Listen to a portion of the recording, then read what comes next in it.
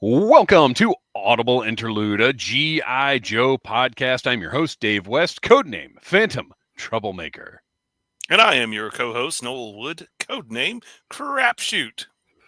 I'm Ryan, the Cobra office temp, who doesn't get a codename because I'm only here for the day.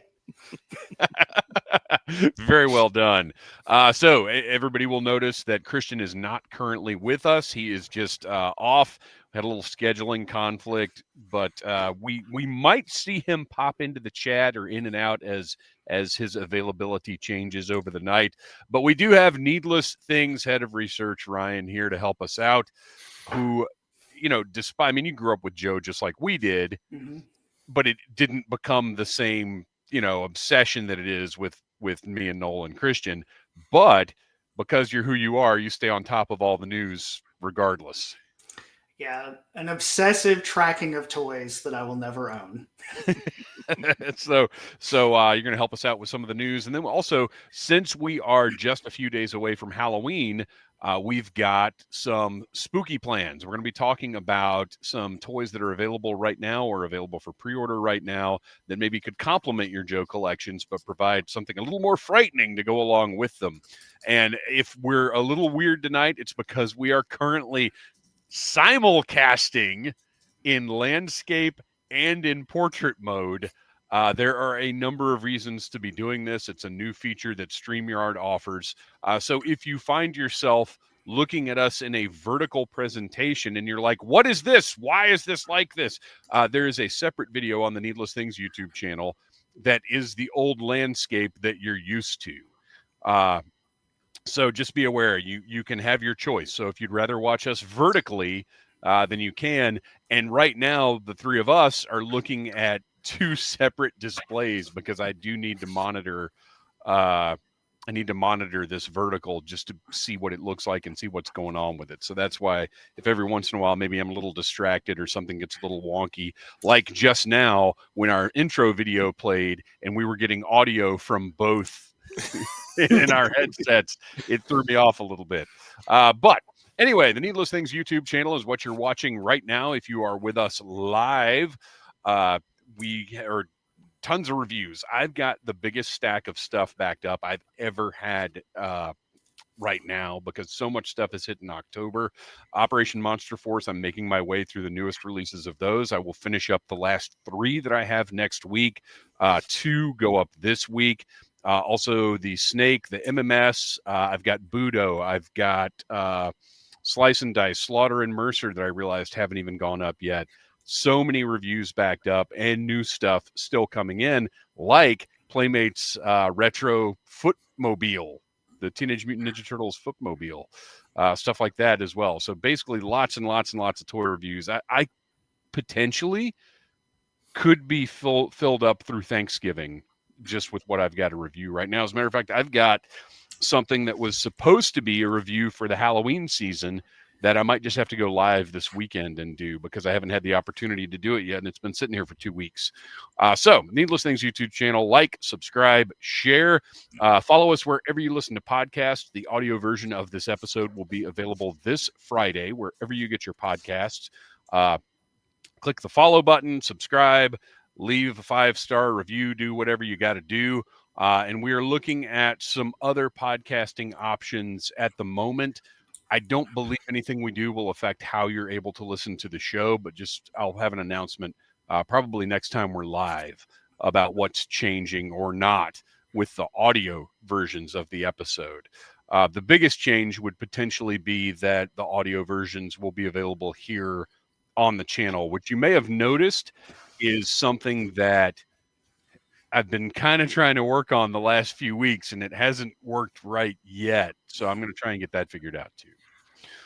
Next week on our audio episode, our review of the Pyramid of Darkness concludes. We did them all in order. We did them all sort in order. of. We're going to get through all. Well, we did. We're going to get through all 5 parts. In kayfabe, we did. Yeah, right. And then the next audio review or audio episode after that, Noel's going to be on vacation, and we're going to do an Oops All Segments episode. And then the audio episode. After that, we have a very, very special review planned that Noel and Kristian don't even know about yet, but it hit me the other day. It's something that we have to talk about. So lots of cool stuff coming on the show. We have merchandise available if you follow Audible Interlude Podcast on Instagram. Oh, so that's what that looks like in portrait mode. If you follow Audible Interlude Podcast on Instagram, and you should, click the pinned stories to go to our TeePublic store. You can get shirts and all kinds of other items with our logos on them. It's really more about representing the show because we get like $1 from every sale, so it's not doing a whole lot for hosting. But please do check out Audible Interlude Podcast on Instagram. More on that later. In our next regular live stream, and I promise you I changed this like 5 times in the notes. I don't know what's going on here. November the 10th will be our next live stream here on the Needless Things YouTube channel. We also have a Facebook group, the Audible Army Facebook group, where we talk about Joe. We post links to pre-orders and information, news, whatever else, kind of exchange ideas about G.I. Joe. And if you are live in the chat right now, I am going to put the link to join the group in the chat. So if you're not already in, you can click that link and join right now. But the best way outside of that to join is send us a message, Audible Interlude Podcast on Instagram, with your email, and we'll add you to the group. So check that out. Oh, it's going to double up on the chat as well because we've got 2 different feeds going. So that's going to be a lot of fun. So another thing in that Audible Army group, Facebook group, we have an Audible Interlude Wiki, which is an ever-evolving and growing record of everything we've ever done on the show. It's amazingly put together by Scale Model Joe's, who was on our 200th episode just a few weeks ago. And it's become a great resource for me of figuring out what we've done, how we've talked about it. And also it's a good resource of like classified releases because we go all the way back to the beginning of the line. We've been doing this for 5 years now. So you can see when things were announced, how they were talked about, whatever. So great resource and open to anybody in the Audible Army Facebook group to edit, to add to do whatever. This is something, speaking of things that have been in the works for a few weeks now, from audio issues to other production problems, this is finally ready to go. And if you're listening to our episode, what this is our Special Mission Brazil Redux live table read with Michael Charles Hill.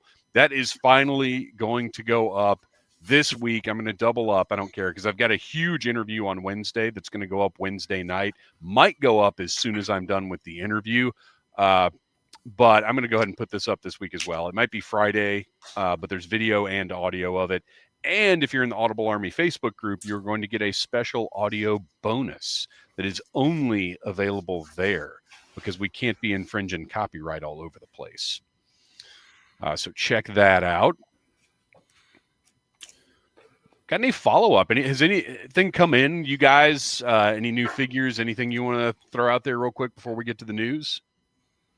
Save mine for later. Okay, that's fair.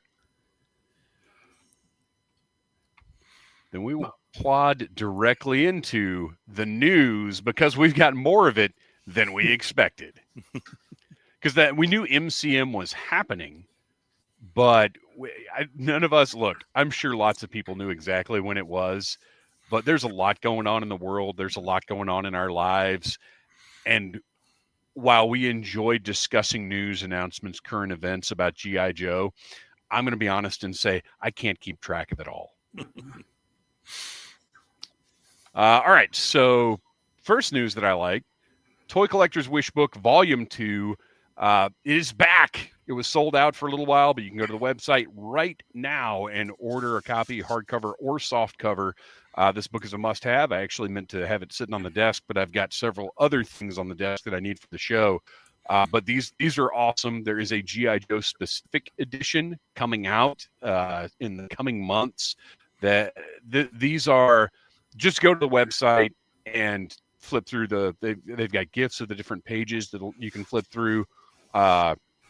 It's awesome. It's an amazing resource and just a fun visual treat. Yeah, it's such a great, great layout. There's just something about that, having that hardcover edition and just being able to flip through it in these beautiful glossy pages. Like I have mine of my office, and I will pick them up every now and then and just kind of comb through and just look. And it feels like going back and like looking at the wish book when you were a kid. Yeah. Volume 2's been really nice to have because it's got the mask section in it, especially with the new announcements of Wave 2 and going back and kind of looking at the original stuff. Yeah, and that's the thing, is it's not just an encyclopedia, and it's not just a book of toy photography. Like, it's both. It's a invaluable resource. Rec Ship, of course, one of our biggest and best sources of information. Often, Rec Ship has sent me a message before the news is even announced. So Rec Ship says, lucky for you, Dave, some of us in the AA, let's go ahead and say Audible Army. I don't need to hear about your personal life, Rec Ship. Some of us in the Audible Army don't have a life and can keep track of it for you, and I appreciate it.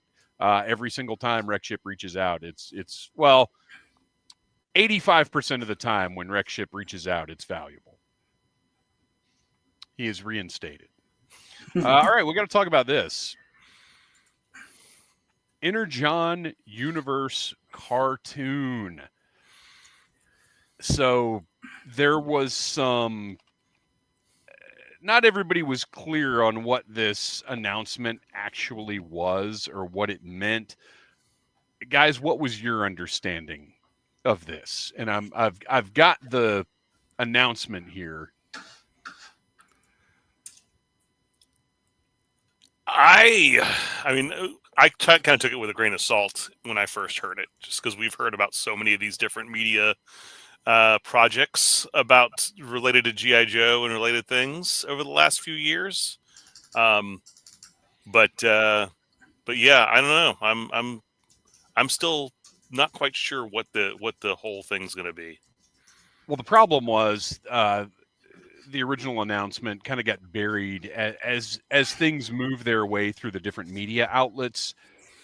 First of all, you have to have those 5 paragraphs of worthless word babble to get SEO.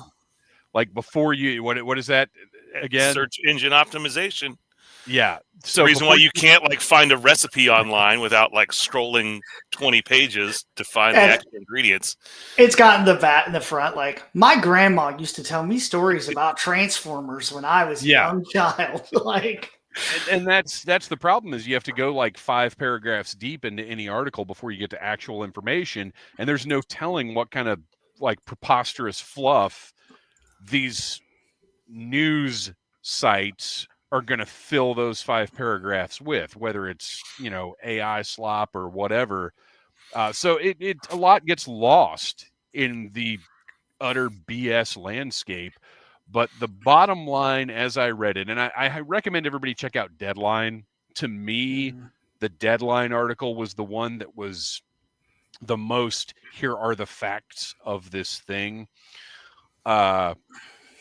So Robert Kirkman's Skybound Entertainment has teamed with Hasbro Entertainment to produce Energon Universe, an adult animated series based on the comics of the same name, created by Kirkman and published by Skybound. Joe Henderson is attached to write the adaptation and serve as showrunner on the series, an epic crossover of G.I. Joe, Transformers, and Void Rivals mythology, which is expected to be taken out to buyers shortly. And really, that paragraph tells you everything you need to know. Yes, they are producing this cartoon. However, it has not been picked up. Now, due to the success of Walking Dead and Invincible and, basically everything Robert Kirkman has had his hands in the media world, it's going to get picked up. But it's not it's not just a this is happening thing yet. They are producing it, but we don't know what the format is going to be. We don't know if it'll be streaming. We don't know. I mean, it will be, but we don't know that. So we don't know. We don't know exactly what it's going to be.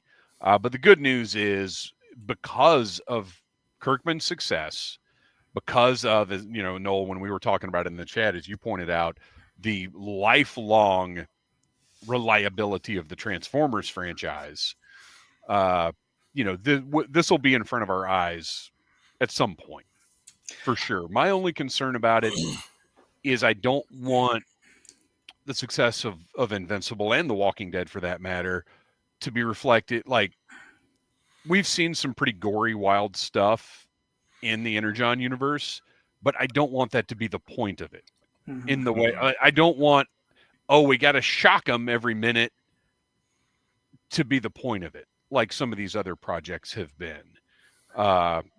We've as we've been reviewing all the Energon Universe Joe comics, we have made mention of just how gory some of the scenes have been, but it's in service of the story, and it's rarely about the shock factor. And I don't want that to change. I think for a little while, Skybound might have had a first deal look with Amazon as part of that Invincible deal with Kirkman. Like, I think that all kind of happened together. So I could see Amazon trying to get a hold of it, especially with the success of Invincible. That's my expectation, for sure. So anyway, that's really all the news we have, and we get to speculate on what the tone and everything else will be, even quite frankly, even the animation style. Yeah, that was one thing I was curious about, because I mean, there's a little bit of synergy between the three books, but there's also, like, just between the different G.I. Joe books, there has been a lot of difference in the way the art's been presented. So I'm curious as to what that will eventually look like. Well, and they're not going to have the luxury of actually having, well, presumably, they're not going to have the luxury of actually having several different series to tell these stories. So how do they present it as one cohesive story within a single series? Or will they have a central series and then some mini series, kind of like The Boys has Gen V? So it'll be very interesting to follow along. Or will we just get like arcs to where, you get characters that will appear in a few episodes and then we don't see them for a while because they're part of a whole other, basically the way they did Clone Wars. Mm-hmm. Right. Oh, that's a really good model. That's an interesting point. But I wonder if that would also keep everybody's attention if you are not, say, a Void Rivals fan and you're watching this because you love Transformers and or G.I. Joe. Well, and that leads me to wonder if maybe the animated version might mix things up a little more than the comics have, because in general, Joe is a Joe comic that now has had a couple of Transformers in it. Void Rivals is a space opera that has had a couple of Transformers in it, although a lot more than it did. And then Transformers, I'm not caught up on, but it has been very Transformer heavy, with a couple of other characters here and there. I guess we can go ahead and say Miles Mayhem now in the Transformers comic, which is awesome. And we met Matt Tracker as well, although that was in G.I. Joe. So, I mean, oh no, Reverend Scott Stripling has a point. On-screen rock and roll. No, too soon. That'll also be interesting too. Are they going to actually tie this into the continuity of the comic, or is this something entirely separate? I mean, I don't think it would be tied in. So, well, and that's Brett White kind of asked the same thing. Are they going to strictly adapt what we've been reading, or is this going to be a new Energon Universe continuity that goes in different directions? I don't expect it to be a part of the comic continuity. I would expect it to represent concepts from the comics. And it may be kind of like Star Wars did with Tales of the Empire and Tales of the Jedi, which we had seen in the books and some comics, but they adapted and changed. Well, yeah, and what if it's just a series of miniseries like that? What if there isn't? What if the concept is Energon Universe, and then it's a series of miniseries? But then that goes back to what Noel said about holding people's attention. If you get, 6 episodes of G.I. Joe, and then you have to wait 2 years for 6 episodes of Transformers, that's not going to work. Mm-hmm. So I don't know. We'll see. We'll see what happens. All right. Next up, as we mentioned before, MCM London, the comic convention that has become notable over the past couple of years because Hasbro is actually going over there. I guess Lenny just likes visiting London. So we've got some reveals that happened there. Unfortunately, since Kristian will watch a feed no matter what, so he actually watched the panel. I cannot watch those potato phone feeds where it looks like they're sitting in the panel, like holding their phone like this the whole time. I can't do it. So I didn't watch the actual panel. So we're probably missing a little bit of information, but we can still talk about the reveals and how they happen. So first up, and these first 3 render reveals are retro card back, which was interesting because when we first heard them, I think that was speculated, but we didn't know for sure. Hoffman says the panel was worth watching.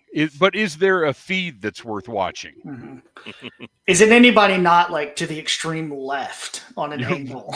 Right, or under the screen. Mm-hmm. So we have the female Crimson Guard figure that we knew was coming. And, looks cool. Oh, wait, the backpack is not in this image. No, it's not. It wasn't. But we do know it's in this one. Mm-hmm. So unless that's a new backpack, and I doubt it is, if this female figure is as diminutive as other classified female figures, that backpack is going to be gigantic on this figure, as is the sword and the scabbard and everything else. Mm-hmm. My concern with this one, which I think it's really cool, I do think it's odd that it doesn't have the alternate portrait of the character that everybody's been asking for I don't know how long. Is this red going to match the other retro card back Crimson Guard, or is it going to match the other Crimson Guard stuff in our collections? Looks like it matches the other retro card back from what I can tell. But then again, what I'm seeing on my screen may not be accurate. Until somebody says something about it. But because it has the silver face, and that's why I presume it's going to just be. And if that's the case, then this is a complete pass for me because I want, I've got this whole Crimson Army back here that matches, and I don't need. I didn't buy one of the retro Crimson Guards because I don't need that weird standout. In the same way, I don't need the retro Cobra Trooper that doesn't match. You got to think they'll regular release with the alternate head, right? I guess this just seems like such a. Well, yeah, they definitely will because this is a lot of new tooling, and there's no way this is the only use it's going to get. We'll probably get a regular Crimson. We'll get a Twilight version. We'll get they'll maybe a Python Patrol at some point. They will get their mileage out of this tooling, but it looks great. I mean, it's a cool looking figure, and I like that they're expanding the troops in that way. Yeah, Brett White, thank you. Whoop. Comments coming in too fast. Brett White, yes, Cadet Deming. I hope they do redo it in that blue color to do actually a Cadet Deming with that alternate head. Oh yeah, that would be cool. So yeah, it's a pass, but cool. It's almost like a pre-paint, like they've done in the past. Like when they would do the Tiger Force or Python Patrol versions of a character before they did the regular version. It's almost that kind of thing, it seems like. Crazy Legs with a crazy face. Yeah. What do you think of his crazy face, Noel? I don't care for it. It's too much for you? I'm not big on alternate heads generally, but if you're going to put something like that on, give me a face that I can just put posing where he's not doing this I'm constipated thing. He's very angry. Noel, I do believe that is the opposite of constipation right there. that is an eruption face. That's after you've jumped out of the plane and released. I don't mind expressive portraits, but as you said, I really need something neutral as well, especially if it's this extreme. It would be one thing if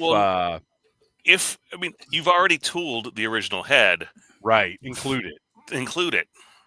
But I don't know have they done head swaps on any of the retro figures? Well, I guess they sort of did with CoverGirl, but it was a partial swap. Yeah. And my issue is that I want because if you remember, the paint job on the Dragonfly figures was not great. So I was hoping for a redo, and we've got this. So we still don't have a good neutral Crazy Legs portrait. Mm-hmm. But otherwise, I dig it. I like it. Mm-hmm. He's he's not one of my favorite figures from, but he also is in the range of the figures I'm collecting. So I may wind up just having to pick him up just because. Yeah, is Crazy Legs? I'm asking the chat right now. Is Crazy Legs anybody's favorite? We need to know. There's somebody out there. There's somebody out there. They're crazy for Crazy Legs. But he's needed. If he's needed. If you know, the vintage Joe line, if recreating that is important to you, then we definitely needed to have him. And then, speaking of characters we needed to have, Zap. And this one's interesting because, not counting like troopers like the Crimson Guard Trooper, this is the first character that has debuted on a retro card, isn't it?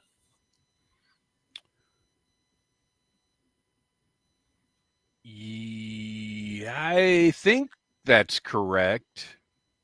I believe so. Yeah. Mm-hmm. I can't think of any. So he looks great. He's got the mustache. He's got the correct, like, his portrait looks fantastic. I'm glad they didn't go with like generic white guy. Like he has his Latin countenance that he should have. I think the backpack looks tremendous. I love that they're not just reusing parts, that he's got his proper backpack. He's got his proper bazooka. And they're throwing in a Sunbow laser rifle. Mm-hmm. Yeah. I kind of jokingly wish they'd put alternate hands that are missing their thumbs in this one. That would have been really fun. That would be do a like a Comic-Con exclusive. And thumbless hands, alternate thumbless hands, alternate portrait that's like the older portrait. Mm-hmm. With the receding it would hairline. be Mm-hmm.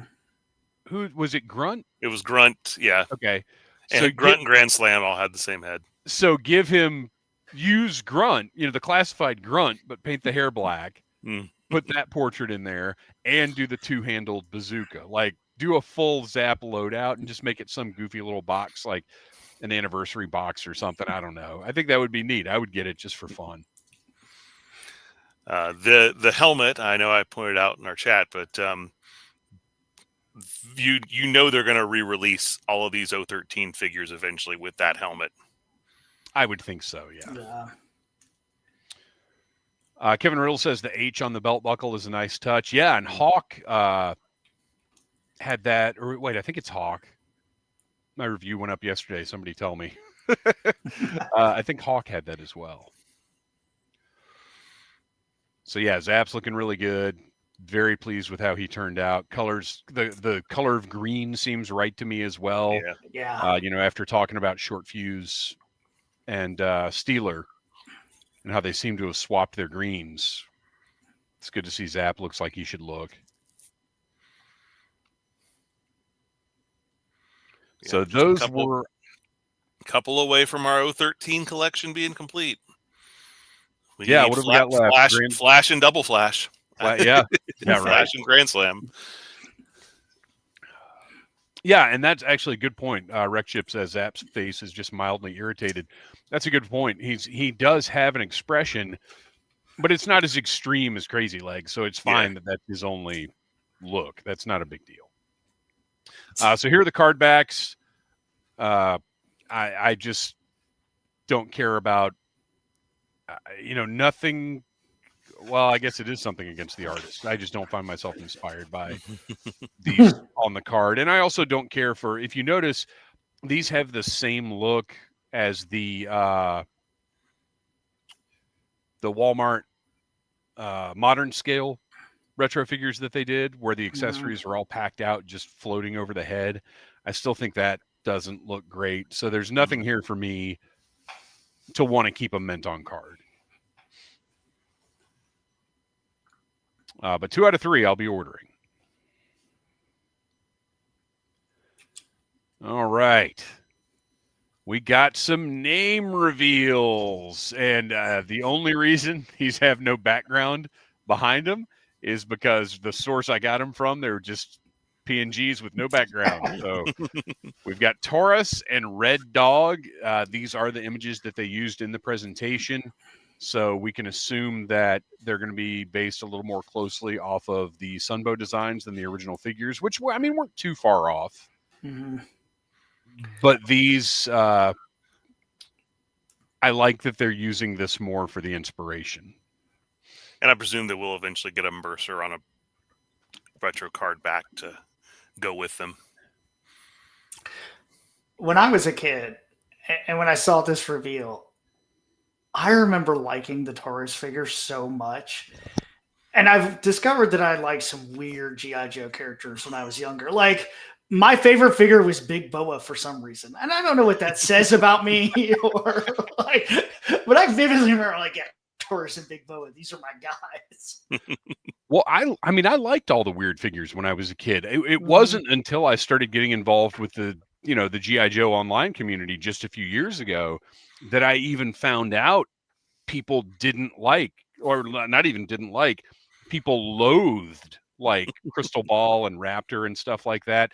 I had no idea until, just like everything else, the internet, lets you know how lousy the world is. But yeah, these are must-haves for me. I mean, Slaughters, Renegades, this completes them. I mean, is this why Zap has a mildly irritated face? Is because he's just a soldier, and then these weirdos start joining, and he's like, "Come on, guys!" Like, well, as we've been reviewing, you just get some shirtless karate stuntman selling fudgy bars, and he just gets to join the team. It's true. It's very true. All right, and also another side effect of Kristian not being here is the chat is not going to be monitored and responded to quite as well as it has been since he took it over. Name reveal, Hydro Viper, and again, this is the image they used in the panel, so okay. This is exciting for me. I never owned a Hydro Viper. I still don't, just because I haven't bought one yet, but this is going to be a great classified figure. I'm curious just because I can see them decking him out with a lot of accessories and possibly even a pet if this becomes if this is a standard release figure, or if it becomes a pet / deluxe. Right. Because they like to do that now with the troop builders, which is bizarre to me. So did one of the Hydro Vipers came with a thing? Did the original? I don't remember if this one did or not. I don't think it did. It was the eel that came with an accessory, like a little. One came with like a manta ray, right? Eel version 2, right? Yeah. And then there was something that came with like a bionic barracuda, right? Hydro Viper. Yeah, Hydro Viper did come. Okay, the Hydro Viper did come with a little manta ray. Oh, okay. Yeah. So I've got a feeling this is not going to be a $27.99 figure. No, probably not. It's going to be like $39.99 or something. Mm-hmm. Which, yeah, as you said, all these deluxe troop builders, it's a little rough. But I'm excited. This will be a fantastic. It makes the decision that much easier for me.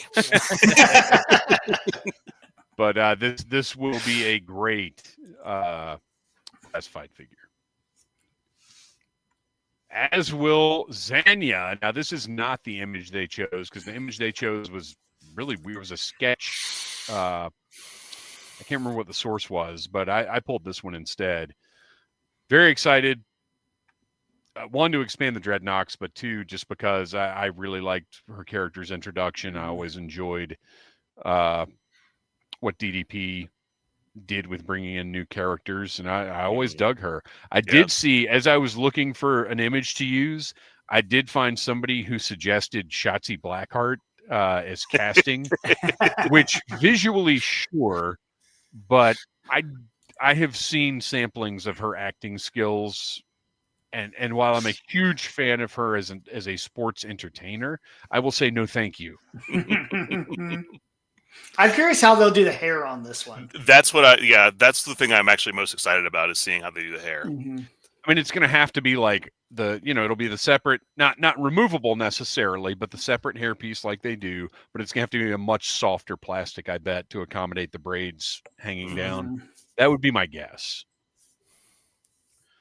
And then last but certainly not least, Ninja Force Zartan. We've talked about him many times, and this is the closest I've ever looked at this card art for him.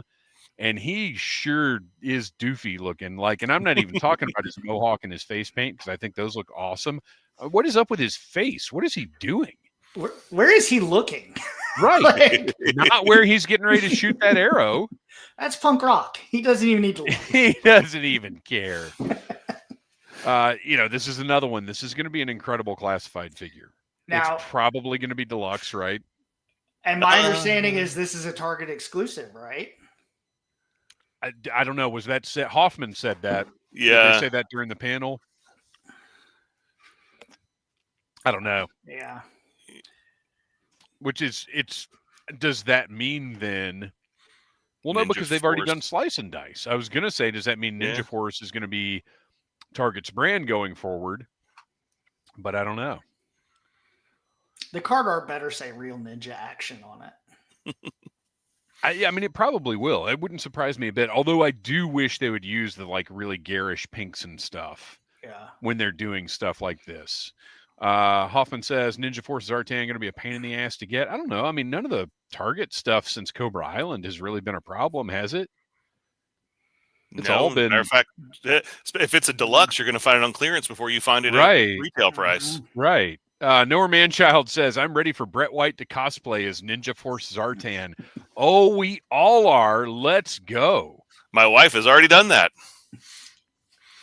She did Ninja Force Zartan? She did cosplayed as Brett White cosplaying as Ninja Force Zartan? Yes. She doesn't even know that Brett White exists yet, but she's already done this. I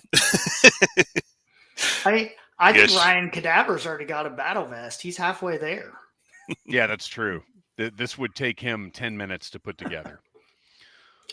And I mean, commonly cosplayed, I would say especially the past 5 years, I have seen more Ninja Force Zartans than I have seen standard Zartans in costumes. Yeah.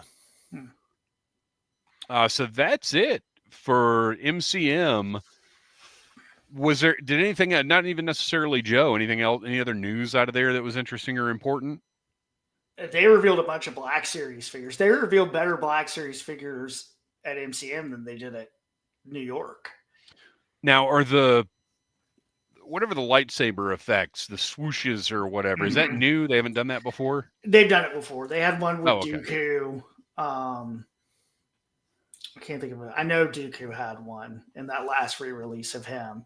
But this may be the first time I think an Obi-Wan figure had it. But yeah, this is the first announcements we've really gotten since the official price hike, and they got me. So they knew we better put some good stuff out there if we're going to get people to commit to that $28. Well, and I said, I think before we went on the air, vintage collection stuff is at $20 now, and I'm out. I can't. I actually saw in Walmart the other day that video game character, the blue skin female from Jedi Survivor. They have the Black Series Aelia Sakura. Yeah. No. This is she's strictly just a video game character. Was it Miram? I don't know. I haven't played Jedi Survivor, but it's one of those where it was like, oh, this character looks awesome. I haven't played the game yet. It's only been out 4 years or whatever, so I just hadn't gotten to it. But they have the Black Series and the Vintage Collection, and I was like, you know what? Let me go ahead and grab it just to have it, because it does look cool, and this may be one that doesn't stick around forever. And then I saw it was $20. I put it right back. I'm not doing it. Yeah. So that's where we are. Okay, yeah, that's what I thought. Rexship says the witch lady Marin is her name, I think. And yeah, I was thinking she was a Night Sister, but I didn't want to say it because I wasn't positive. Yeah, she's a Night Sister. Okay. I make smoochy faces with Cal. So that brings us to the next portion of our news. Since there wasn't a ton of Joe to talk about and not a lot of news otherwise, we are going to talk about some spooky toys. Since Halloween is just a few days away, we've compiled a list, and this is not all inclusive. These are just things that jumped out at us that are currently available or will be available, within the next year or so. There are a couple of them that might be pre-orders, but for the most part, these are things that you can go and buy right now. So get ready. These are all GI Joe adjacent in the sense that in some way or another they can scale with one of your GI Joe collections and add some creepiness to it.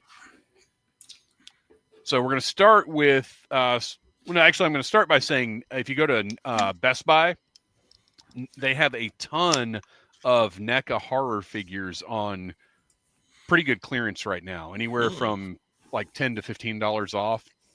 Matter of fact, this is not spooky at all, but I got Bert and Ernie for less than the cost of just Bert or just Ernie. So I was like, well, I can't not buy those. So I grabbed Bert and Ernie for. I did manage to find. I did manage to find the Tales from Space Marty McFly at Ross for like $16.99. I bought that at Ross also. Yeah, Ross and Ollie's both are getting tons of stuff in right now. I haven't checked ours locally because there's never anything at ones near us. Well, and also Walmart has that end cap of $24.99 NECA figures right now. So there's some good deals out there. But we'll move on to Ryan. You brought this up, and we'll talk about it a little bit. Our image comes from. It's very tiny on the screen. We're galacticfigures.com. And this is a compilation of what?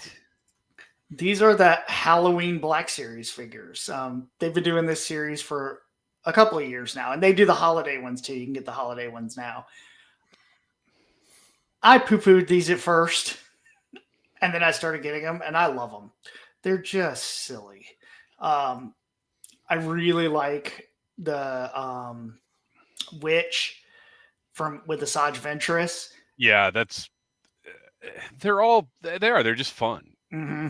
And the ghost glows in the dark. I know everybody's a sucker for glow in the dark figures, and the glow is excellent. And you can find the Amazon exclusive Asajj Witch is a little harder to get, but the Mummy and the Ghost, like, they're on at all the Walmarts right now.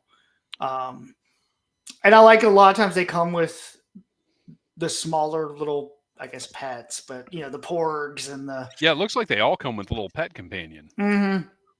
My only down on these so far has been I like the 2-pack they did for Amazon last year, with kind of the Frankenstein and Dracula. But how did they do the Dracula as the Inquisitor and not do Count Dooku? Yeah, that's insane. Come on, guys. That is nuts. Although, looking at these, none of them are using a specific actor's likeness. Mm-hmm. So I wonder if that plays into it. Like, it has to be like you don't want to involve Christopher Lee's estate with some goofy Halloween figure. Yeah, probably. Because all of these have been, not likeness involved. Mm-hmm. So we've had a couple of questions in the chat about NECA. NECA current retail price is $37.99 for a NECA figure. Which they were $30 a few years ago. Yeah, it's been a while since they were $30. They've been $34.99 for a while. But I will tell you right now, $37.99 for everything the NECA figure comes with is the best mass market deal you're going to get. Yeah. So yeah, I dig all of these. I think they're a lot of fun. I actually I've seen the Mummy and the Ghost in every Walmart I've gone to, but the other day they had, and I don't know if this is a find or not, I just wanted it. They had the holiday R2-D2.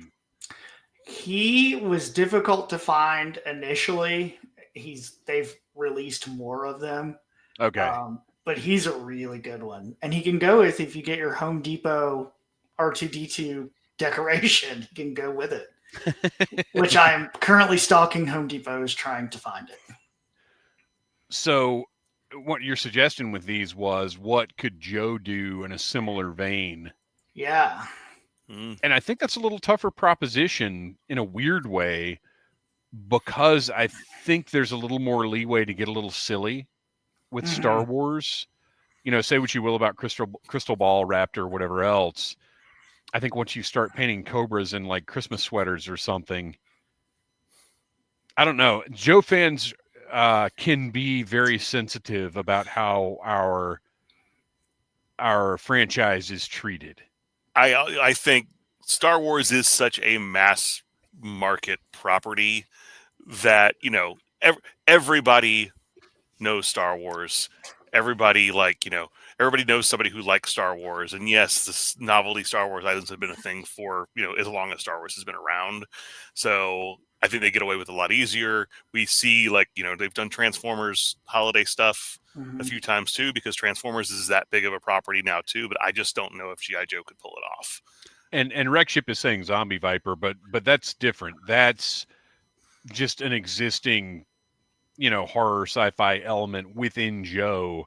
I'm talking about altering, like putting airtight in mummy bandages or something. Like, I just don't think it would be received very well. You could make Mindbender Dr. Frankenstein pretty easy. I mean, people want the lab coat Mindbender already. So, yeah, I don't know. Nothing jumped out at me as like an other than maybe doing like glow in the dark decos of some of the, you know, more horror oriented characters or something like that. I don't know. There's a whole lot of meat on the bone for Joe there. I mean, I'm always up for doing Cobra Troopers in random colors. You could do them in black and orange for Halloween. You could do them in, you know, in Christmas colors, whatever, you know, just do them throughout the year. But that's just me. Yeah. All right, moving on to some Four Horsemen releases. Now, these are just pre-orders, but the pre-orders are available through October 31st at storehorseman.com.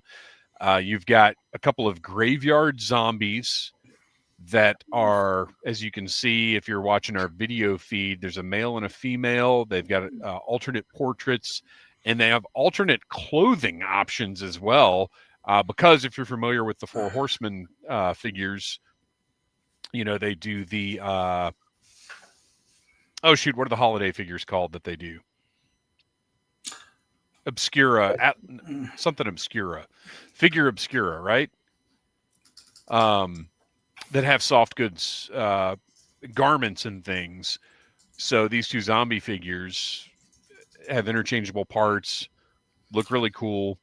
And then they've also got these skeletons that are $20 a piece, which I think is a deal for a 1/12. These are all 1/12 scale. They're $20 a piece for a blind box skeleton. And you don't know what color you're going to get, but these are the highly articulated, you know, Four Horsemen Mythic Legion style skeletons. I think it's really cool. I think this is a neat little Halloween thing they've put together. However, my complaint is, as has been going on for decades now, can we have this stuff so it comes out at Halloween rather than you pre-order it at Halloween? It drives me crazy. Like, yeah, it's cool, but now these are going to come in like May. Right.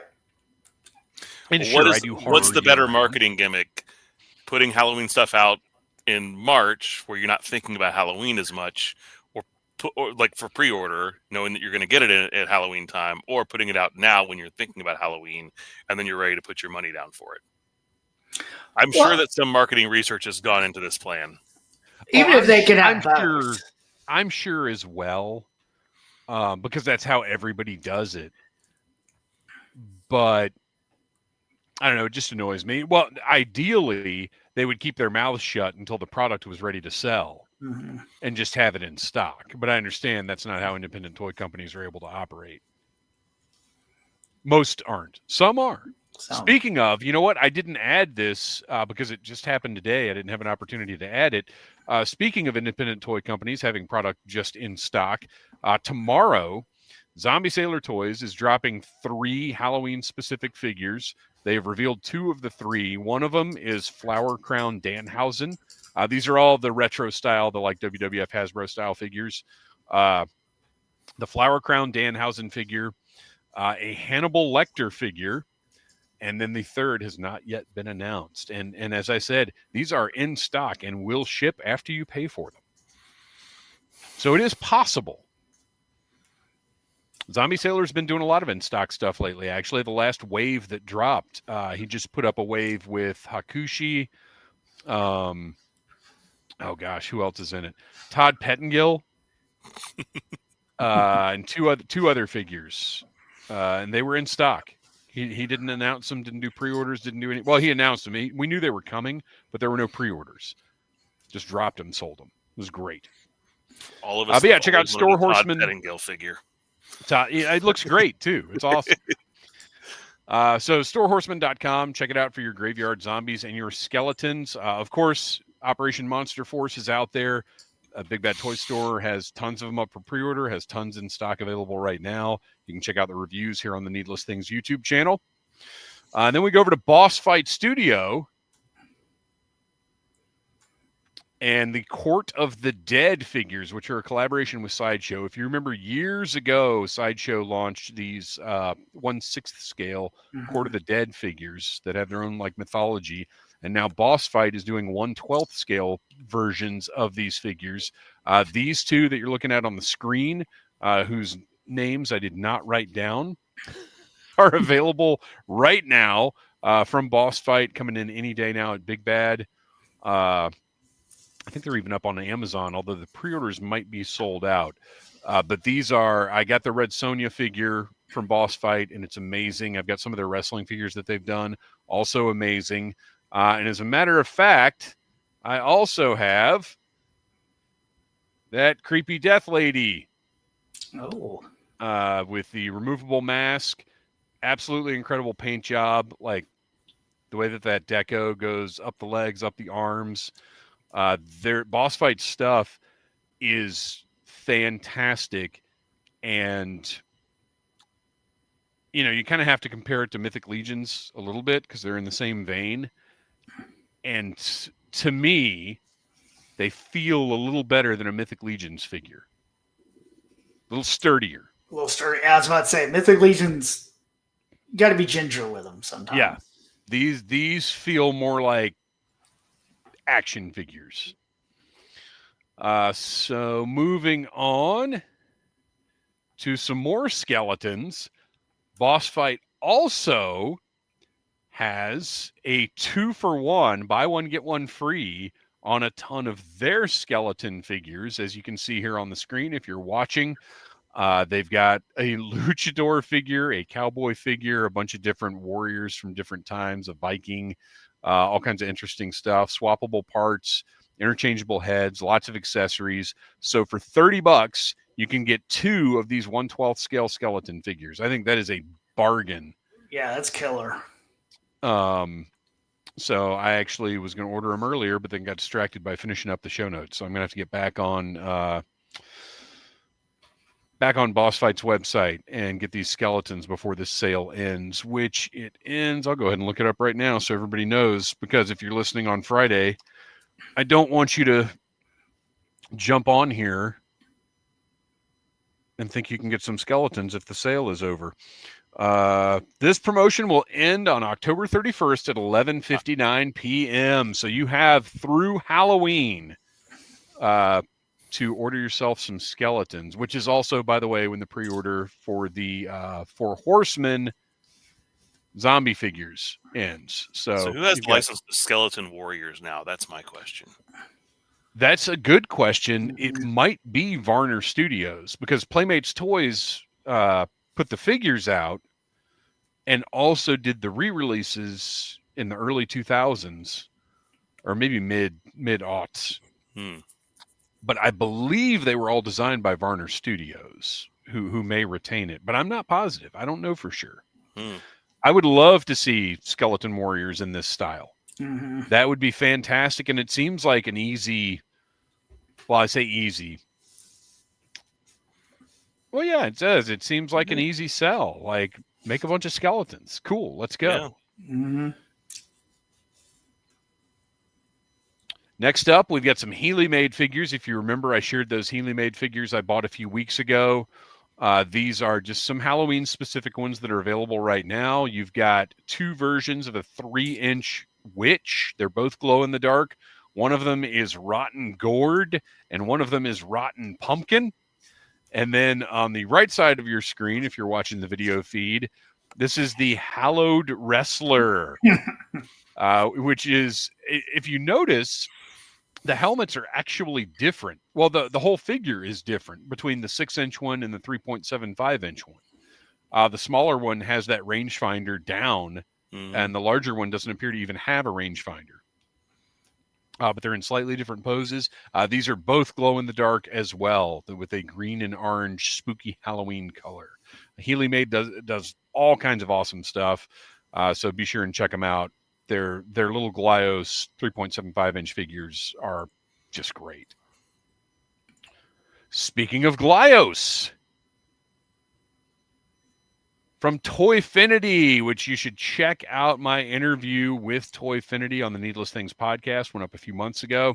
Toyfinity has some new releases. Now, they had another one as well, but it's sold out, so I'm not going to tease your eyes with it. But we can take a look at Grimlord, Manglinator, and Aqua Skull. These are from Toyfinity's licensed Manglores figures. If you remember, Manglores were the stretchy figures that were supposed to rip apart and go back together. Toys sold on lies.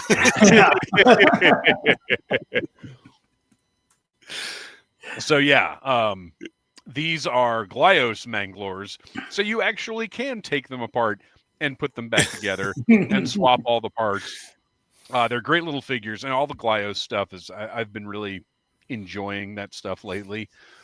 And these are all available on the Toyfinity website right now. All spooky, weird, creepy figures that will tower over your 3.75-inch G.I. Joes. Next up, an announcement that came today, but that I had to get into the show. Noel, I don't know if you saw this or not. I want your immediate reaction.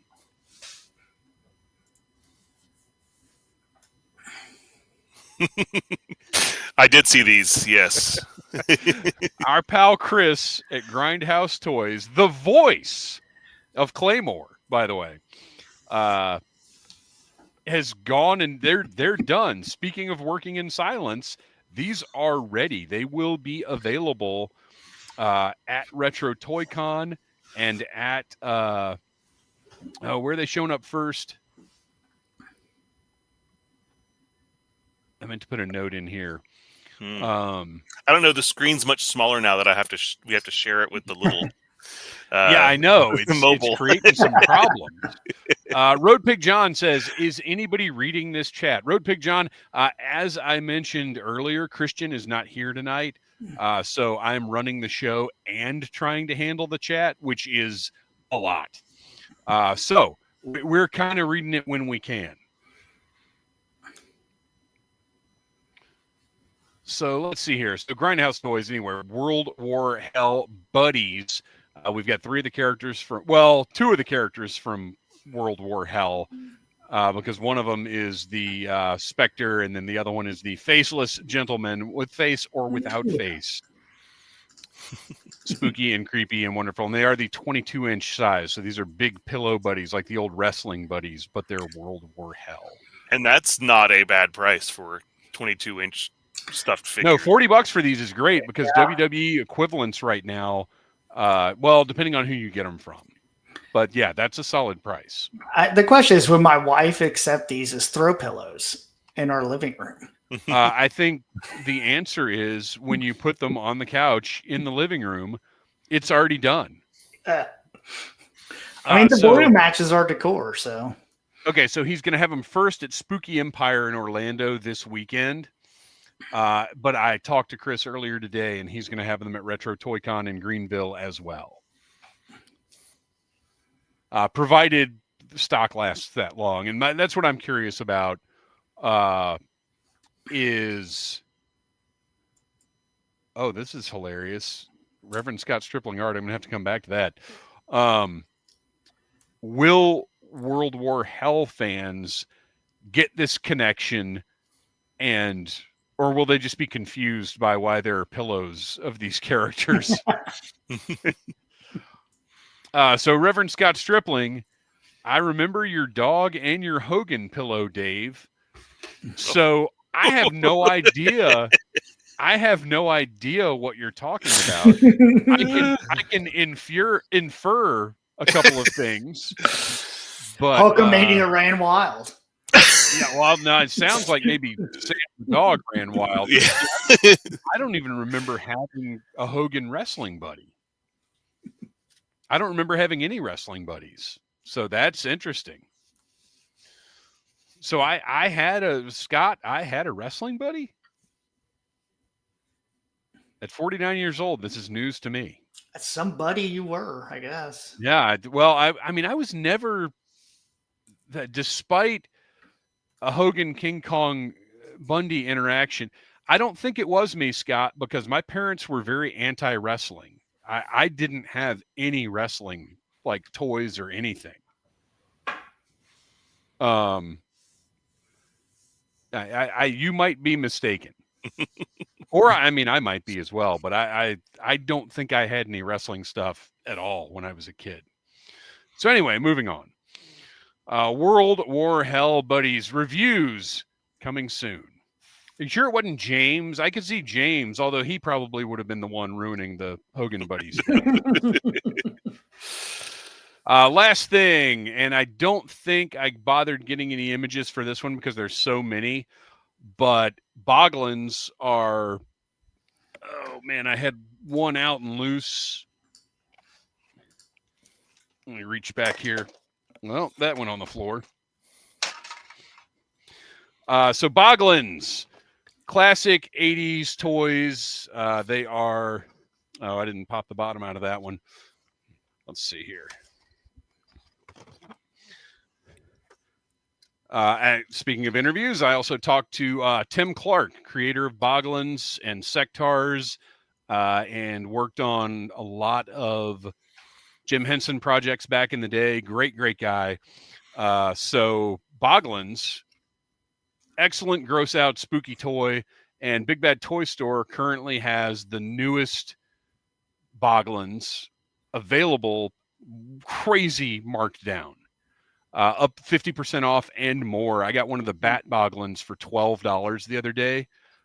So these are just excellent toys, great gifts. Like if you know any kids, go to Big Bad and get yourself some like $20 or less Boglins to give away, or even just your friends. Like that, for that price, this wild puppet figure is amazing. And Tim Clark, he's doing these himself, or he was for a little while, right? He's what? He was doing these himself. Yes. He was, when I interviewed him, he was doing, and I believe still is doing, a lot of like custom designer toys. He was doing a line called Totems, and then started casting new Boglins. Mm-hmm. I've actually got a couple that he just literally cast himself. But then after that interview, because when I interviewed him, he was like, I was surprised anybody even wanted to talk about this stuff. He had that little like awareness of nostalgia or anything, or his place in pop culture. And then after I talked to him, he made a deal with a toy company, and they produced tons of brand new Boglins out of much better materials than the originals were. Because the original Boglins, if they were taken care of, they can still be in pretty good shape. But for the most part, that rubber deteriorated because, like with our Joes, those things were never meant to last 30, 40 years. They just weren't designed that way. But these are all new materials. Like, they're going to stand the test of time. They come in the same, as you saw, they come in the same crates that the originals did. And like I said, Big Bad has incredible prices on them right now. So that is my spooky toy pick of the night. And you can use those with Classified or with your little Joes. Is just that can be Destro's, Moat Monster or whatever. Anything else occur to you guys when we talked about maybe discussing some spooky toys? Nothing new, But I was kind of going through some of my favorite spooky toys throughout the years and thinking about some things that would not be things that people would think about necessarily when they think about spooky toys. Like this guy right here. Oh, yeah. Mhm. That's a GoBot, right? This is as he is known in Japan, Devil Satan 6. my As God. as he was sold in the United States as Monstrous, but he is a combiner of 6 GoBots, monster GoBots that completely goes together as this combiner without any additional parts.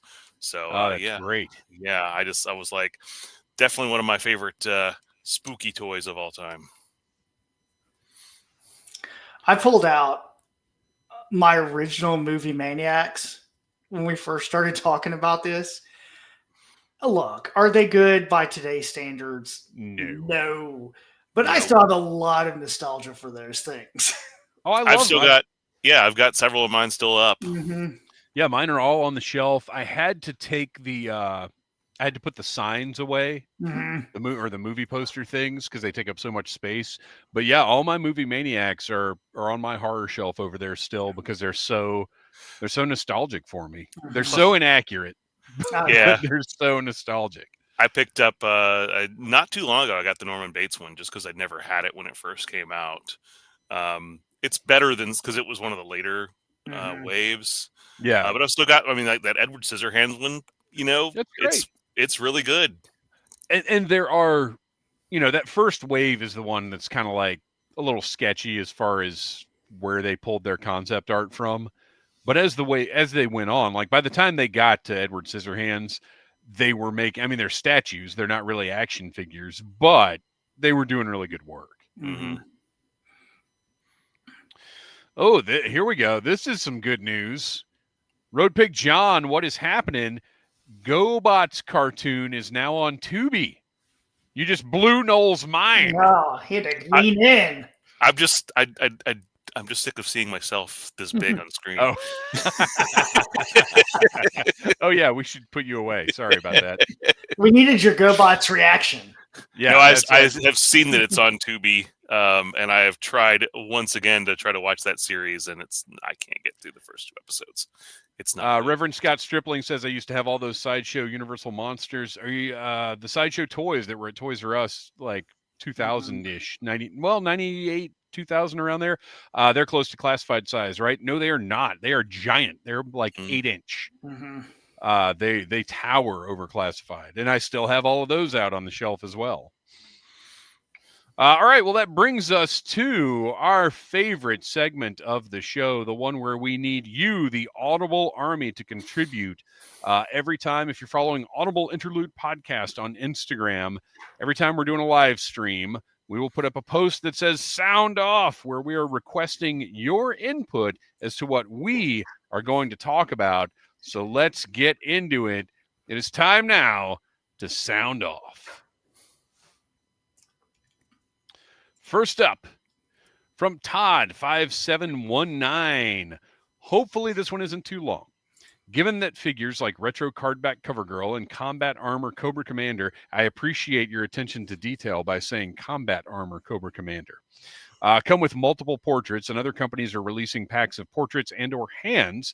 Which 10 G.I. Joe classified figures should get new alternative portraits, and what expression should they have? Excluding the obvious Hooded Cobra Commander and non-Team America World Police Lieutenant Falcon. So if we're not talking about Falcon, and we don't talk about Hooded Cobra Commander, I put together a list. I couldn't come up with 10, to be honest, because there just aren't 10 that are that bad to me. But did you guys get an opportunity to take a look at this? I just saw it right before we sat down, so I did not get a chance to go with this one. And I said, 10? That's a lot to ask. But I will say the one that's coming out, we need an alternate portrait for Crazy Legs.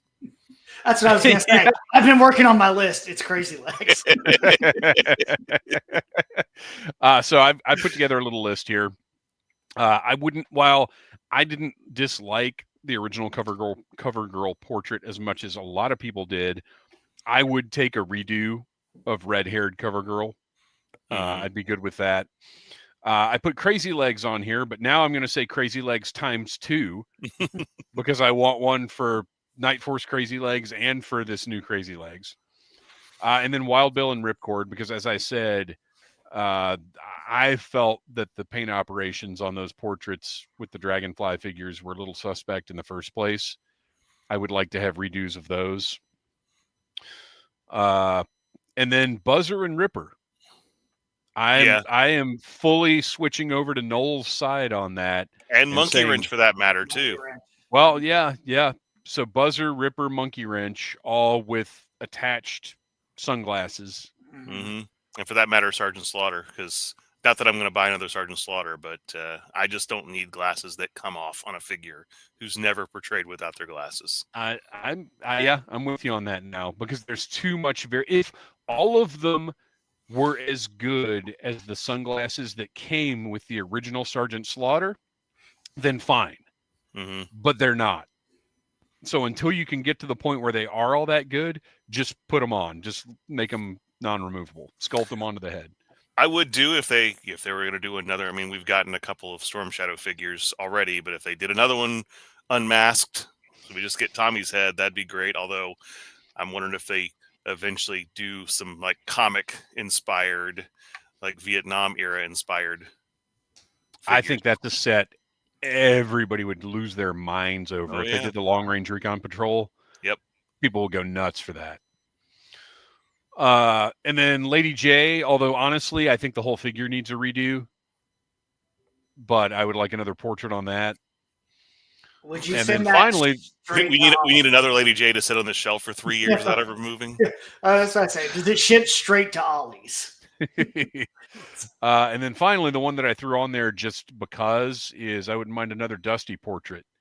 And similarly to the sunglass figures, just make the helmet part of his head and do a soft goods neck cover in the back. Mm-hmm. And I just threw that in because I'm not happy. I think we're all still not quite happy with the Dusty figure in general, but the helmet being too big, and I know the goggles fix, but come on. So those were mine. G.I. Joe Collector 76. Do you guys prefer the realism, at least 1982 to 84, of the early line or the sci-fi direction it took later? Well, if by later you mean when Flash was introduced into the line, then yes. But, I mean, I love it. If you listen to the show, you know the answer to this question. We're not here for realism. We're not here for modern military. We're here for the fun of G.I. Joe. I like, a little grounded in reality, but not like I don't want plastic army men, blown up, right? Into posable figures. Well, there are other brands that do that. Yeah, and good for them. I always just like when there's a couple of regular dudes around that are confused by what's happening. There's a guy with a football jersey and some guy wearing a Hawaiian shirt, and they're just hanging out. Yeah. Tom Henry. So I asked this 2 or 3 months ago, and y'all said it was a Halloween question. Cobra has put together a squad with Sasquatch, Chupacabra, the Jersey Devil, and Mothman. What squad of 5 Joes do you send after them, and what vehicles do they use? Also, are they successful? Hashtag Fang 2025. Hashtag is a Sasquatch. What is a Sasquatch evil, though? I think he just wants to be left alone. Okay, gotcha. Well, that was really my initial thought with this was, well, these are not inherently evil creatures, but we're gonna looking at Sunbow. I think we can all assume the storyline would be Cobra is using some kind of mind control on these creatures and forcing them to fight the Joes. And at the end of the episode, the Joes save them and they all go wandering in their separate directions and everything's fine. So I think for the purposes of this, these creatures are not inherently evil, in my mind anyway. Mm-hmm. But did you guys have time to put together your teams? I did. All right, so what do you got? I am 95%. 95%. Go ahead, no. I was to say, I'm like 95% sure that when you initially posed this question a few months ago, that I answered it, and I went through all my notes and I can't find it. So I'm kind of at a loss for that. But just on the top of my head, the Jersey Devil is going to have to be battling at least Clutch because he's from New Jersey, and Mutt as well. So they're on board to fight that Jersey Devil. Solid. So, And the Mothman is a West Virginia thing. Are there Joes from West Virginia? Good question. yeah. Somebody in the chat knows. Where'd Wreck Ship go? All right, go ahead, Ryan. All right. So when I put together my list, I did it more as a storyline. Because that's just how I think. All right. So my team, you've got Stalker, who is your vet army guy who doesn't believe in any of this nonsense, but will be surprised that these things are real. You get Quick Kick, who's our character in the story, the horror story, that's making jokes and gets decapitated. Oh, no. Oh, yeah. It's a whole storyline. You've got Mutt and Junkyard. So you need this in the story where, like, our team is down and the monster's coming to kill one of them, and the loyal dog saves them. And then the dog probably dies. No. And then, and look, I know this one is stereotypical, but you need Spirit in there because he is going to have the knowledge. Yeah, you're not wrong. Mm-hmm. Well, I mean, this said the Sasquatch is probably like out hiding somewhere, so you need a tracker to find him. Yeah, he's. That's why you get the character of Tracker. He's going to know their weaknesses, and he's also going to reveal my final member, CoverGirl, who has some sort of relationship to them because her grandma like conjured something or other, and is our final girl in the story. Yeah. I like that approach. Well done. Any specific vehicle for this mission? Just whatever. Yeah. Whatever they would have had in Sunbow. Yeah, I think they're lost in the woods. There's no vehicles. Oh, wow. Okay. They get dropped. The Tomahawk dropped them. Mm-hmm. All right. So the team I put together, they're traveling in the Warthog. You've got Stalker, Sergeant Slaughter, Dr. Link Talbot, because I was thinking an animal expert would be good to have around. Grand Slam with the jump, because you're going to want some kind of aerial operative to deal with the Mothman potentially. And then finally, Blowtorch, because you may just have to set them all on fire. So that was my team. Only Blowtorch can start forest fires. The stink of Sasquatch hair burning in the night. Well, yeah, actually, I guess the Scott Stripling says a new monster truck, but actually the Monster Blaster APC would probably be the more appropriate vehicle than the Warthog. I was just thinking compact armored vehicle, but Monster Blaster might be the winner. Next up, our pal Yorktown Joe with just a comment. I've got to travel for work, but I wanted to thank Dave for prioritizing Phantom Jr.'s birthday. Hope everyone had a good time together. We had a great time together. We had the best time Saturday night going to see Them Might Be Giants together. That was amazing. By the time this is read, the show may be well along the timeline. Yo, Joe, and keep her moving. Thank you, Yorktown Joe. You are awesome. Yo, Joe, to you. Our pal Gary Mitchell, Sneezy the Squid, who is one of the directors of the DragonCon American Sci-Fi Classics track, where you can find Audible Interlude each and every year live. So, for the big Joe and Cobra Halloween parties, which Joe and Cobra wins best costume, worst costume, and who brings the best snacks? Cobra. I don't get to do that very often. I appreciate that opportunity, Gary. I'll go ahead with this one because I had plenty of time to take a look at my answers, being newly self-employed. So the costume contest winners are Scarlet as Buffy the Vampire Slayer, and Xandar as John Cena,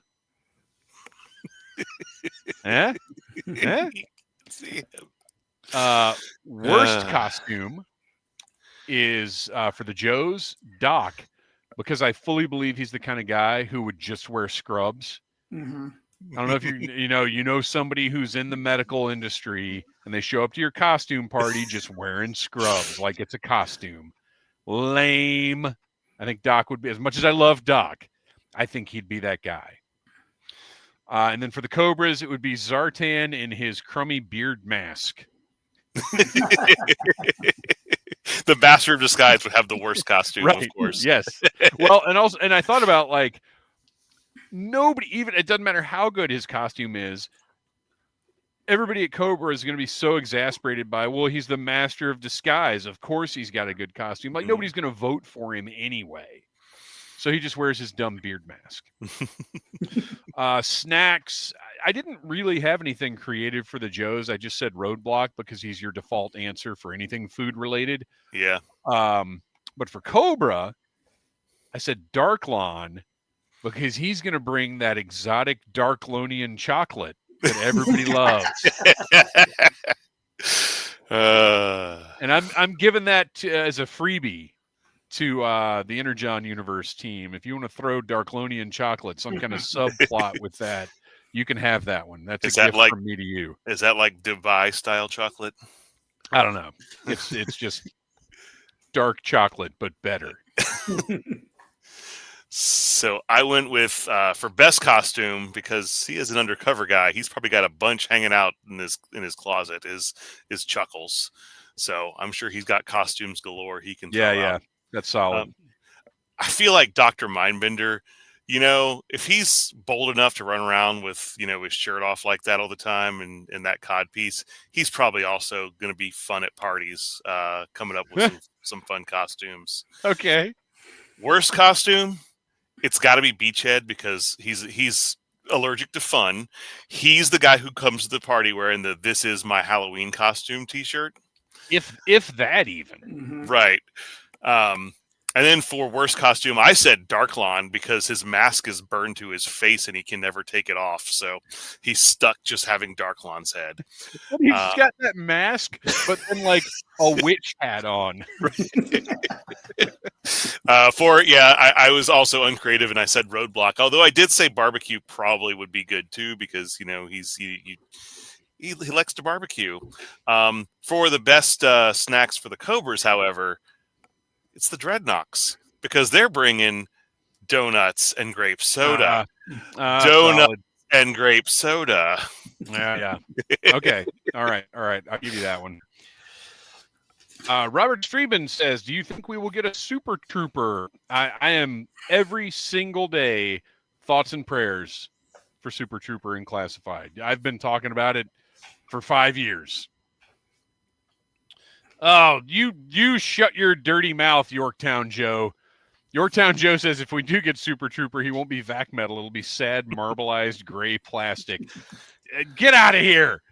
But no, like we've gotten vac metal already in the line, so you know what? There's a precedent. Yeah, we got it on Cobra Commander's mask, but also I've been saying since we've been doing this show, Mattel has successfully executed vac metal in the Masters Universe Origins line. Somebody at Hasbro needs to talk to somebody at Mattel and figure out how they did that and get us a Super Trooper. Yeah. All right, and last one. Oh, I got mine. Oh, yeah. What do you got? I got mine. I wasn't sure if you'd had time or not. Yeah. For my best for G.I. Joe, I got Sci-Fi. Because that dude goes to conventions and has some crazy Warhammer. Oh, good call. Yeah, he crossed my mind as well. Mm-hmm. I didn't even think about it. Excellent call. Okay. Because we know he goes to conventions. We've seen the episode. Right. Yeah. And then for my best for Cobra, I've got Raptor. Because that dude commits. He is committed. He clearly has some, technical skills to build his bird wings. And he has built an excellent Bird from Up costume that people are confused by, but it's the best Kevin costume you've ever seen. I actually believe that Raptor's his whole get up was just basically he was trying to prepare something for Dragon Con, and it just was like, hey, you know what? I could join a terrorist organization with this thing. He started making a Always Sunny in Philly costume. It just got out of hand. A tale as old as time. And then for my worst, going into Noel, my worst is Chuckles. Because he's going to show up in his Hawaiian shirt and like a Cobra helmet with a beer hat on and be like, oh, I'm a Cobra guy from vacation. And then my worst for Cobra is Baroness, who's going to show up in her skin-tight black costume and some cat ears. And yeah, everybody's going to pay attention to her, but you know her costume sucks. Storytelling. Well, you know, just from watching the G.I. Joe cartoon, if there is a female character who is not one of our established characters, they're one of our female characters that are established in disguise. True. Mm-hmm. So Baroness is going to win the costume contest and then take a mask off, and it's Zorana. Destro's going to be angry. Did you have snacks? I did Roadblock like y'all did for Joe. And I don't think Cobra has good snacks. It's probably like one bag of chips. That's solid. I agree. By default, it's Major Blood because he was told to take care of the snacks, but all he brings is a bag of off-brand plain potato chips and no dip. White Vegeta says, while I believe the team for Classified does a decent enough job with modern military, they really shine when it comes to wacky monsters. Fully expecting them to finish up Cobra Law probably next year. Name 3 additional monsters you would like them to tackle. Fatal Fluffy, Red Shadow Kraken, Mega Marine Bio Viper. Yeah, those 3. I mean, we've talked about all 3 of those on the show before. I mean, those are probably my top 3 picks, honestly. Mm-hmm. I mean, mine's pretty easy. It's Carcass, Predacon, Lobotomax. Yeah, it's the Lunartix Empire. Yeah, that would be awesome. And I think we'll get there.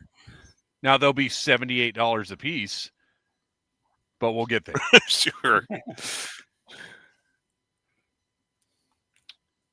All right. And I believe... Oh, no, we got one more. Do we have more than one more? Oh, no, we've got a couple more here. Okay, Scott Stripling Art. More, yeah. Not really a question. I just wanted to say that Legion Cub's deep dive on the voice actors is one of my favorite things about the reviews. Thanks, dude. Yes, he does a lot of behind-the-scenes stuff as far as research and doing those kinds of deep dives on stuff that, we usually, Noel and I don't even know, like, when he's going to pop stuff in. You might notice I'll be getting into the episode and Kristian will be like, well, wait, real quick. And I'm like, oh, okay, here we go. And then we get like 10 minutes of incredible background about a voice actor or something. Yeah, this person who said 2 lines in this episode, let me tell you about their career. Yeah, and I mean love that only the best way, yeah. That when you're listening to a podcast and like you get some kind of background, some kind of deep research like that you never would have done on your own, I love it. Carlos Salinas, snacks provided by Headman. That's right, and they come in little baggies. Don't eat anything that guy brings. And keep your hand on your beverage at all times. Silent Interlude. I was really hoping someone else would notice that episode 4 of Pyramid of Darkness was titled Choass instead of Chaos, but that may have been fixed on some versions. I bet it wasn't. I bet we just didn't notice it. I'm coming to the realization that my toy collecting is also a bit of a hoarding problem. Do you have thoughts on how to best narrow down your collection to maintain the items you love, but also have the space to display, enjoy them? I'm dealing with that a lot myself right now.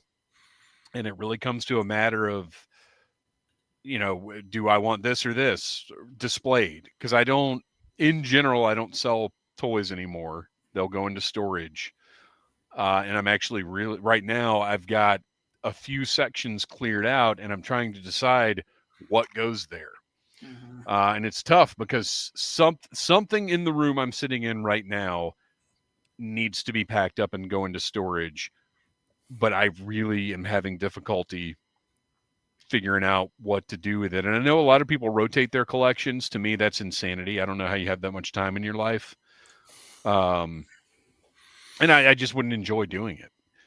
So I I don't know.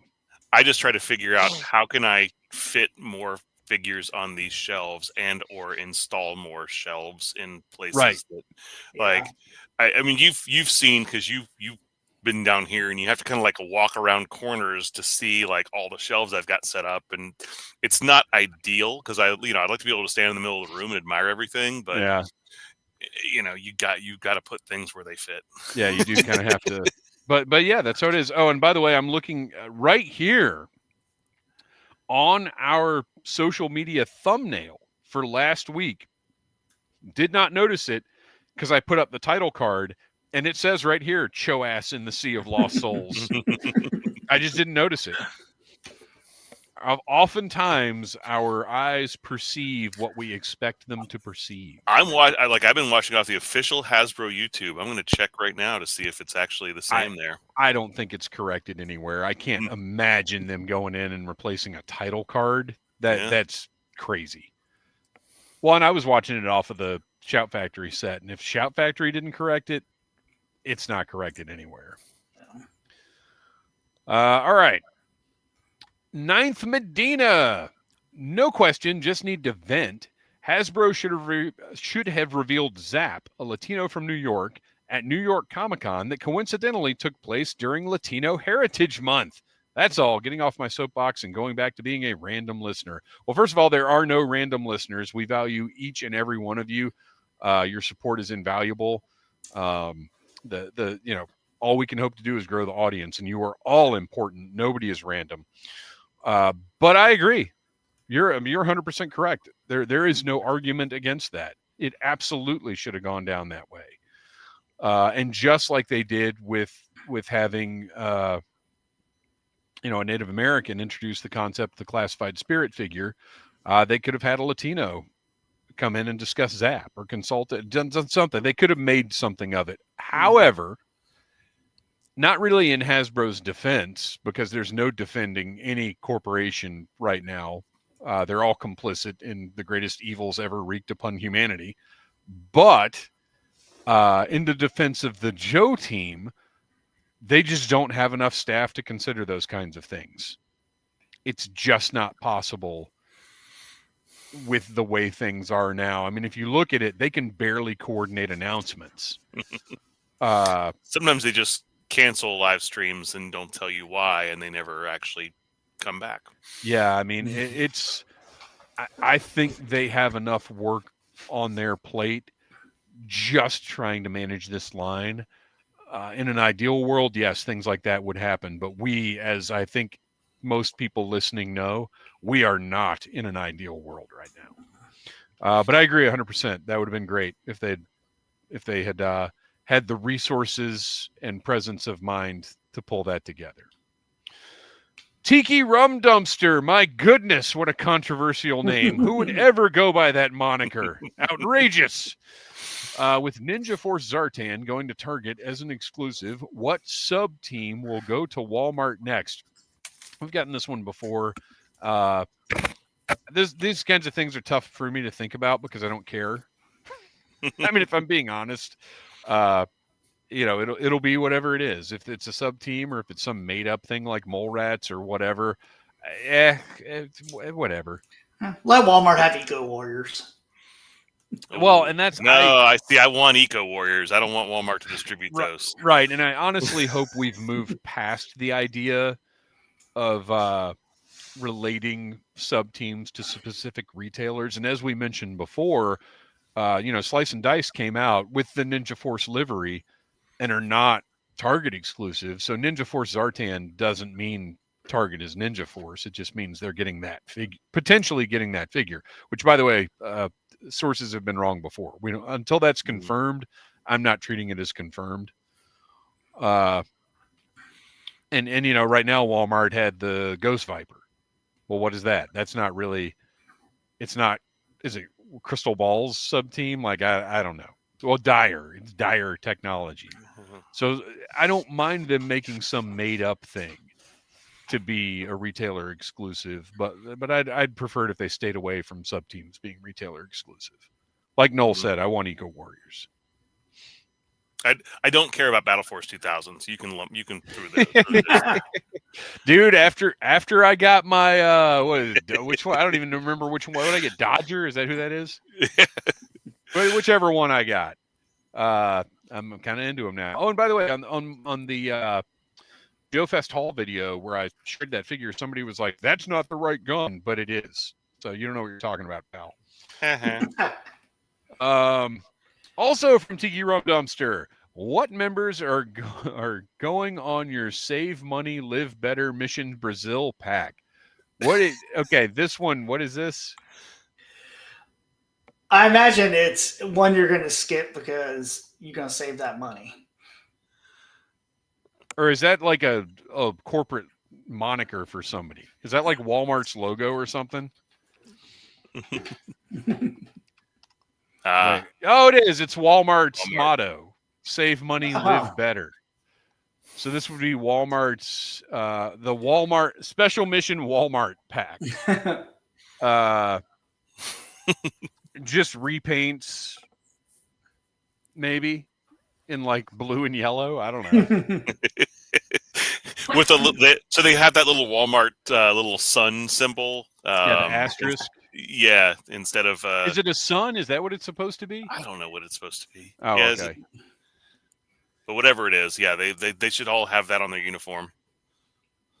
Or they should come with the little Walmart aprons. That's it. That's the only difference. Is it's just re-release of classified figures, but they have little soft goods Walmart aprons. There you go. Or just those big smiley faces. This big yellow smiley faces. Oh gosh, the rollback face. Is there a? Oh no, you make up a whole new team or just a character. One character. It's only one character. It's Rollback, which is a pretty GI Joe sounding good code name. Yeah. And he's blue and yellow like primarily, but he does come with the soft goods apron. He comes with a price scanner that doesn't work. He does not come with a pricing gun because they don't use those at Walmart. And he comes with one of those inventory carts that goes like 90 miles per hour, and they try to run over customers. That's his offensive capability, is he tries to run over Cobra with the inventory carts.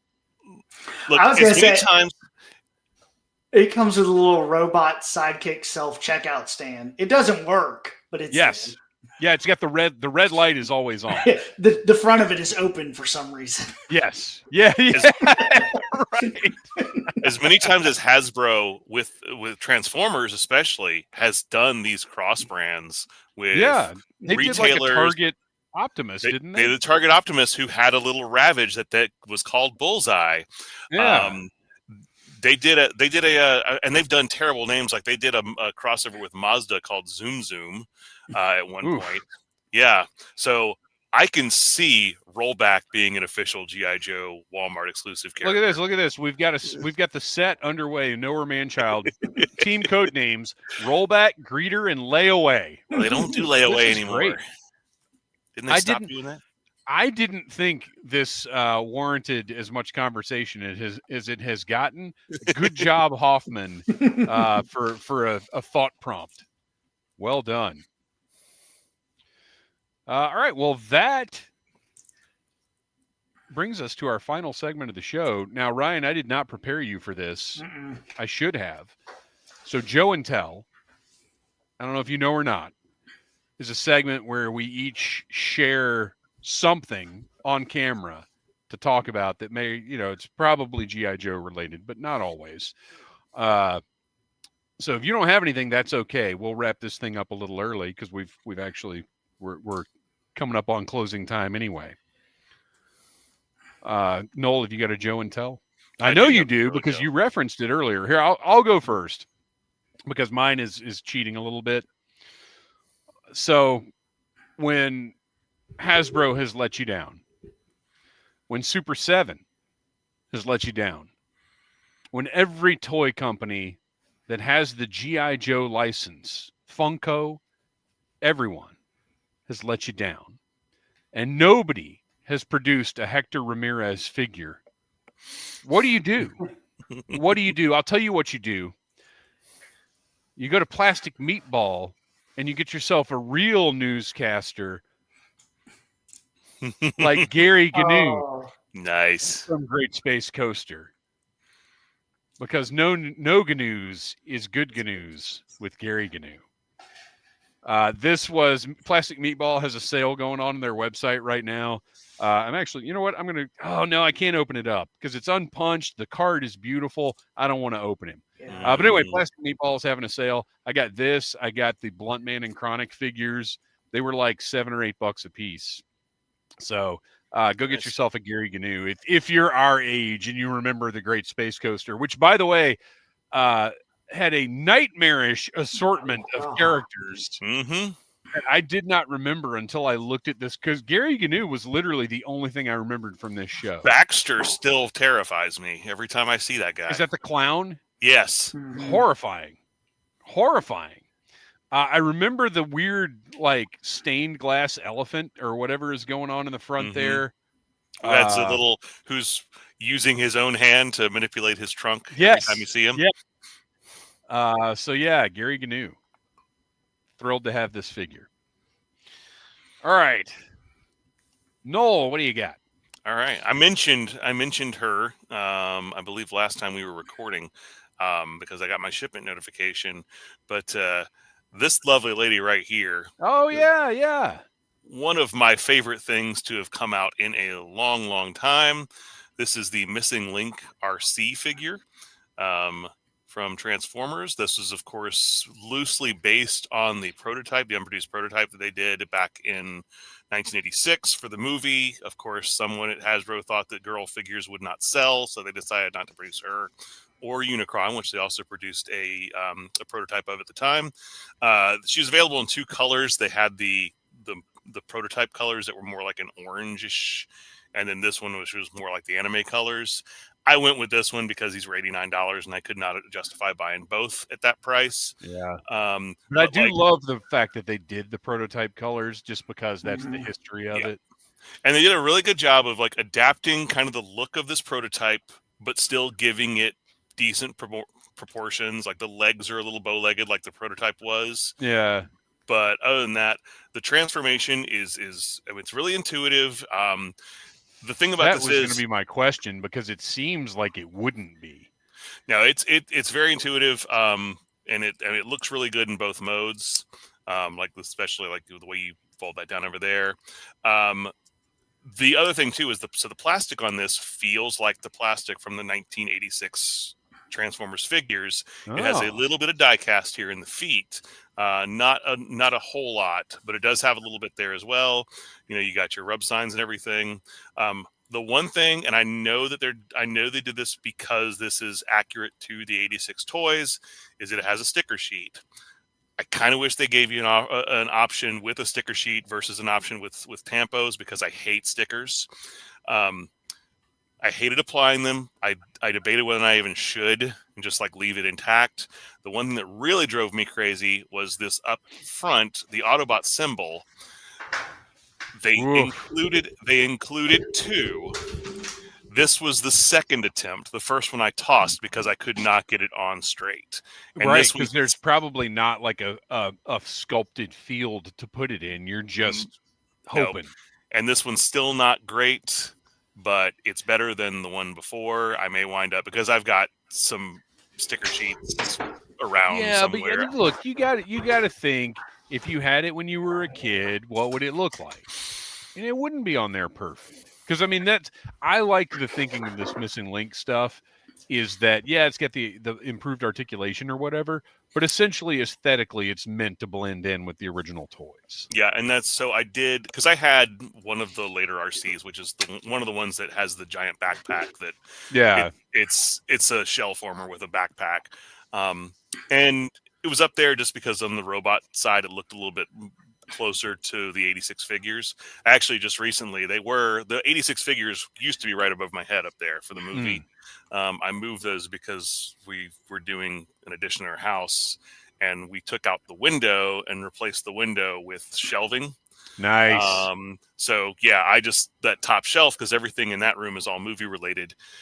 I just put all the 86 movie figures over there on that top shelf, and she just fits like right in like a glove with the rest of them. So I recently, without getting too deep, somebody was building a toy room, and I was like, "Why would you even put windows in it?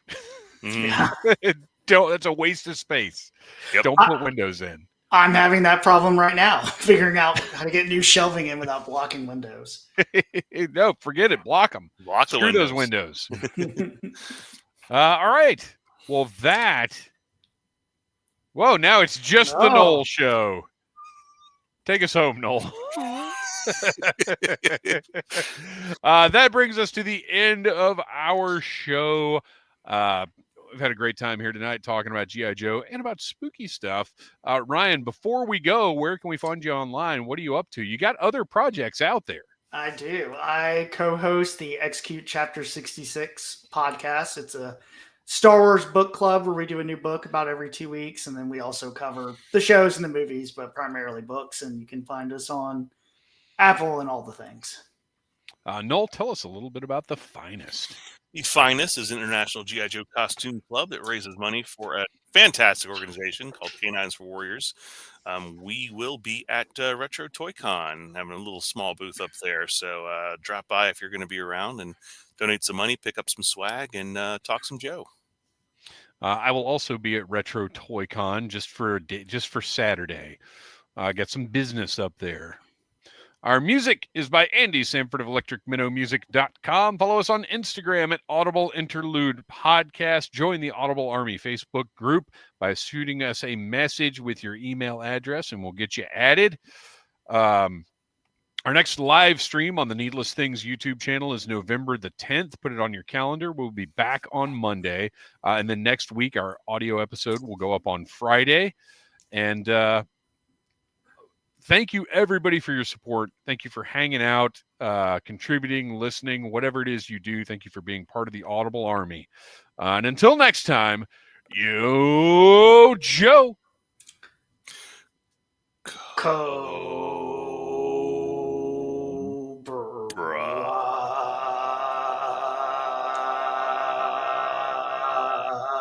Snacks.